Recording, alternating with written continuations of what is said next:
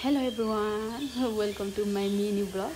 हजुरहरूलाई स्वागत छ र आई होप सबैजना सन्चै हुनुहुन्छ होला। म पनि सन्चै छु। सो मेरो चाहिँ मर्निङ टाइम यसरी सुरुवात हुन्छ हैन। मेरो छोरी चाहिँ ढिलो उठेको कारणले चाहिँ म भर्खरै कोठाहरू सफा गर्दैछु, सिरकहरू पट्याउँदैछु। सो पुरा भिडियो हेरेर साथ दिनु होला। म चाहिँ यहाँ अब चिया खानेवाला छु साथीहरू। चिया खाएर टक्क तरिकाले बिहानीको सुरुवात गर्नेवाला छु म चाहिँ। तर म खाली पेटैमा त चिया खाँदिनँ, पिउँदिनँ। अगाडि तातो पानी मैले पिइसकेको छु। सो त्यस पछाडिको मेरो खानेकुरो भनेको चाहिँ चिया। त्यहाँदेखि सुरु हुन्छ साथीहरू बिहानीको काम।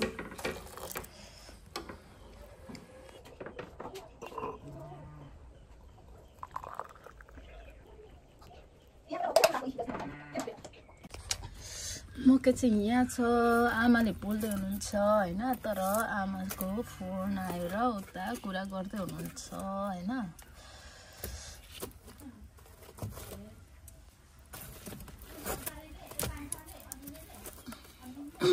मकै पनि कति छिटो छिप्पिसक्यो।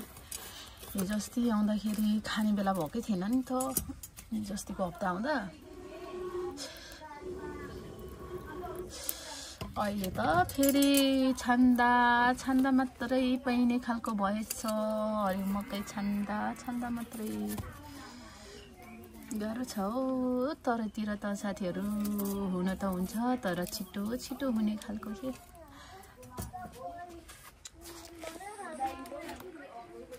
अनि दुईजना त भेट भइहालेको। आमा यता हेर त, दुईजना छोरीहरूको भेट भइहाल्यो है साथीहरू। के गर्नु, छोरीहरूको भेट भइहाल्यो। यहाँ चाहिँ कुरा गर्दै हुनुहुन्छ ल।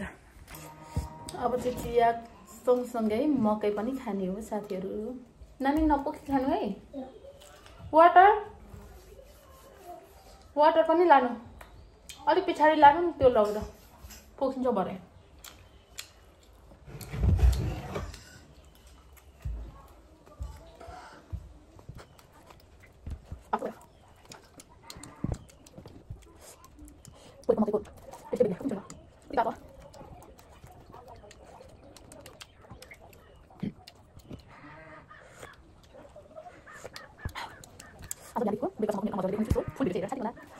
खाना बनाउन आँटेको म साथीहरू। यो चाहिँ म भिजेर आएको छु। अब सब्जीहरू खोजेर हैन मात्रै म यो खाना बसाउने होला छु साथीहरू।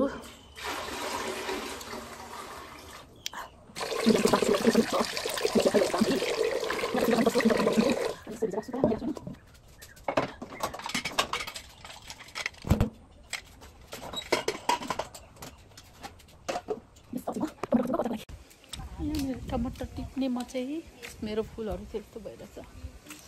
यहाँ चाहिँ आँप छ, आँप पनि सबै हावाले फुलहरू सबै हैन झारिसक्यो। अनि एक दुईवटा रहेको छ। अब यो छिट्टै बढ्छ क्या, कति छिटो बढ्छ साथीहरू। झापातिर मधेसतिर त साह्रै छिटो बढ्छ। सो म चाहिँ यहाँनिर टमाटर टिप्नेवाला छु। टमाटर देख्न सक्नुहुनेछ, लटरामै फलेको छ।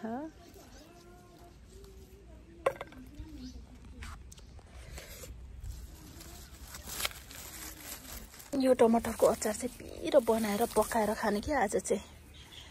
त्यतिकै काँचो चाहिँ होइन कि, तेलमा टक्क तरिकाले पकाएर पिरो बनाएर आमा र हामीले चाहिँ खानु पर्यो साथीहरू। दुईजना मात्रै छौँ खाने पनि हैन। सो पकाएर खानु पर्यो। तरकारी अचार कस्तो मिठो हुन्छ। टमाटर चाहिँ हैन आँगनै भरि छ। उता बारीतिर पनि छ, मकै बारीतिर पनि पर्ने छ। हजुरहरूले पनि मनपर्छ भने आउनुहोस् है साथीहरू।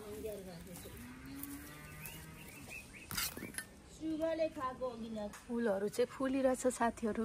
हेर्नु त, अब यहाँ चाहिँ नयाँ मुना आइरहेछ। के गर्नु, सुखहरू धेरै लाग्न थाल्यो हैन। यो साल यो फुलहरू पनि खासै राम्रो चाहिँ भएन। फुल भनेको यति नै छ। मैले चाहिँ यो हिजो बाटोमा लास्तै मजाले फुलिरहेको थियो क्या ऊ परको पल्लो घरमा, अनि मैले ल्याएको सो यहाँ चाहिँ नछोपिराखेको। अनि यो चाहिँ टेस्टको लागि मैले छोपेर भित्र छ। यो चाहिँ मुना निस्किन्छ अरे भन्छ होइन, यस्तोरी गर्दाखेरि। अब हेरौँ कस्तो हुन्छ फुलहरू। यस्तै छ साथीहरू। यो चाहिँ माथिदेखि ल्याएको क्या, यो चाहिँ बजार आलु र फर्सीको मुन्टा चाहिँ मिसाएर हामी चाहिँ आज झोल खानेवाला छौँ साथीहरू। सब्जी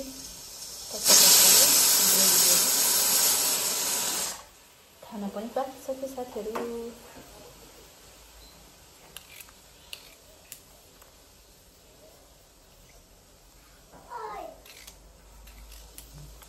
मलाई चाहिँ यस्तै नर्मल खाना सब्जीहरू मनपर्छ क्या।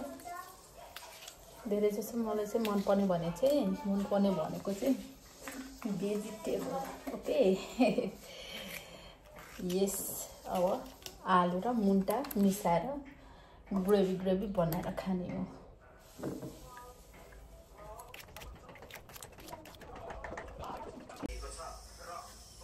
त्यो अहिलेसम्म आन्दोलन भएको थियो Omela, algo me le habla mi baby si khari lokila.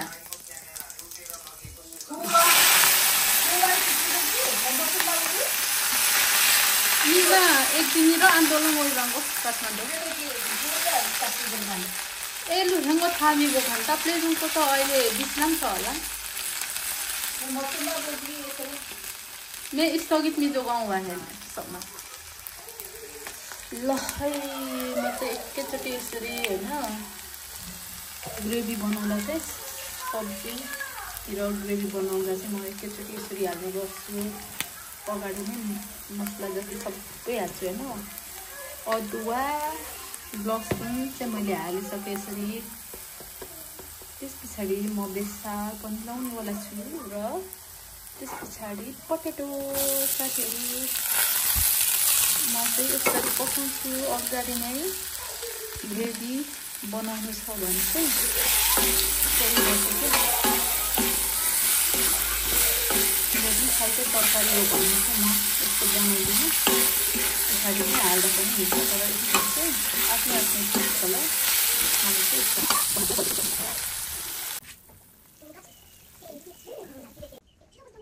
इंजला पनि हेरियो सबैलाई पठाएर सबै हेर्नु बुझ्यो कि मलाई के काम गर्नु ए दिदी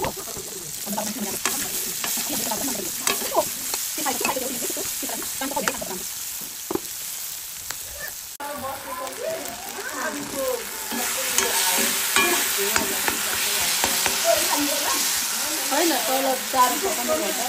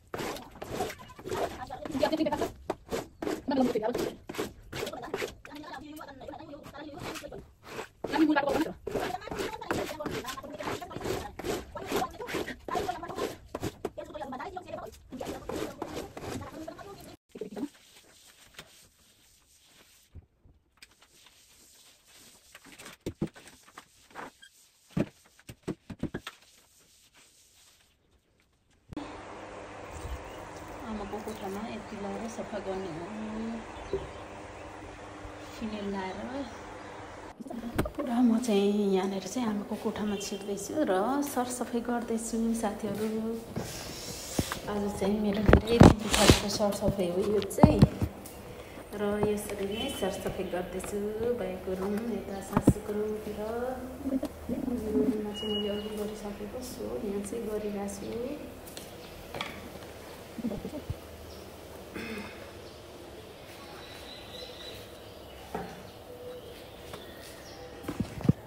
त्यस पछाडि चाहिँ सरसफाइ गरिसकेर चाहिँ टक्क भाउजूले फोन गर्नुभयो र भाउजूसँग हामी चाहिँ अहिले कुरा गर्दैछौँ भाउजूसँग कुरा गर्दै गर्दै भाउजूले चाहिँ फुलहरू देखाउँदै हुनुहुन्छ सो म पनि यतादेखि मेकअप गर्दै गर्दै भाउजूसँग कुरा गर्दैछु मेकअप त होइन मैले हल्का सनस्क्रिन चाहिँ लाउनु गर्दैछु दिनमा एकचोटि चाहिँ म सनस्क्रिन युज गर्छु साथीहरू म चाहिँ सरसफाइ गरिसकेर अहिले चाहिँ टक्क तरिकाले म यो बुन्दैछु साथीहरू यो म एकछिन बुन्छु अनि एकैछिन पछाडि म अर्को काममा लाग्नेछु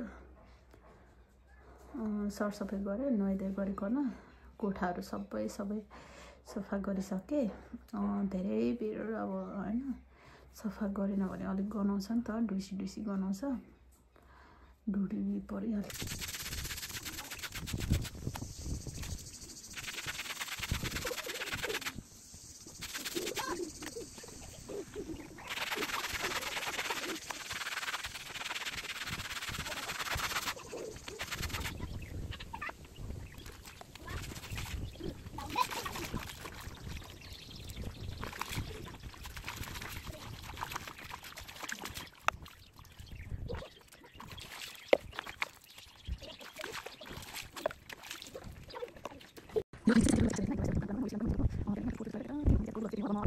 म चाहिँ कफी खाएर काममा लाग्नुवाला छु लुगा धुइसकेँ नि त हो अब चाहिँ म यो खाएर मकै गर्नु जानेवाला छु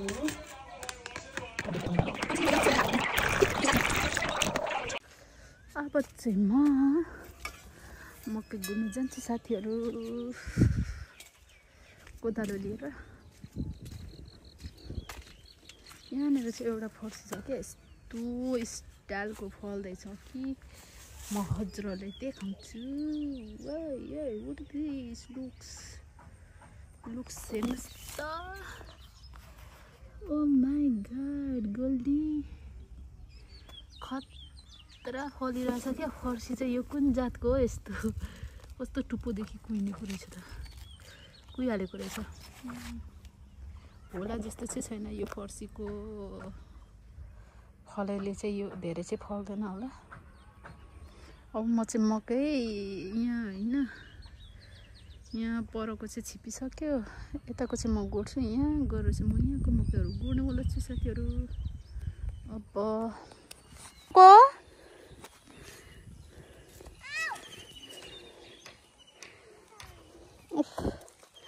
मैले चाहिँ यहाँ गोड्दैछु साथीहरू गोड्ने तरिका चाहिँ यस्तै हो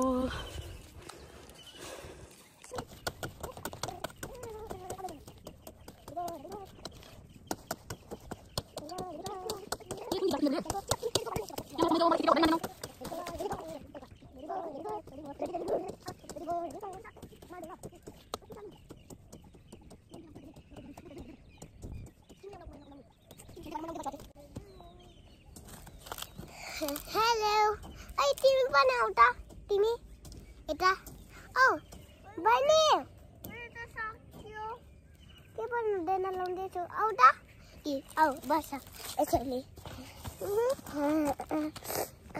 हेलो मम्मी ठन्दिनु ऊ चाहिँ बहिनी हो म चाहिँ कुसाङ लिम्बू हो तिमी के थली लिम्बू ए लिम्बू थले हले मैले लिम्बू थलेछु म पनि लिम्बूलाई छामछाम थली हो हामी चाहिँ खेल्दै छु म चाहिँ लिम्बूलाई छेल्यौ त काम गर्ने मान्छे कता छ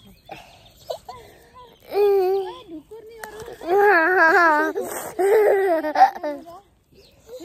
यता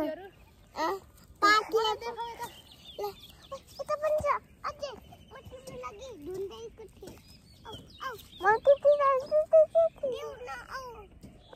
म तिमी उभाउने म फुलाउने गर्छु ल यो चाहिँ के हो भनौँ उलाउने खालको म रेडी गो भन्छु तिमी चाहिँ अब ल ready go ready go ready go ready go ready go ready go ready पिन्छे ready go ready go ready go साथीहरू टमाटर चाहिँ है मकै भरि फरिरहेछ भन्नु त नमिल्ने मकै बारीमा एक दुईवटा ल नातिनी नि पछाडि आउँदैछ बोजू यहाँ मकै गोड्दै हुनुहुन्छ गाइजहरू हाम्रो कुसाङको बोजू हुनुहुन्छ उहाँ चाहिँ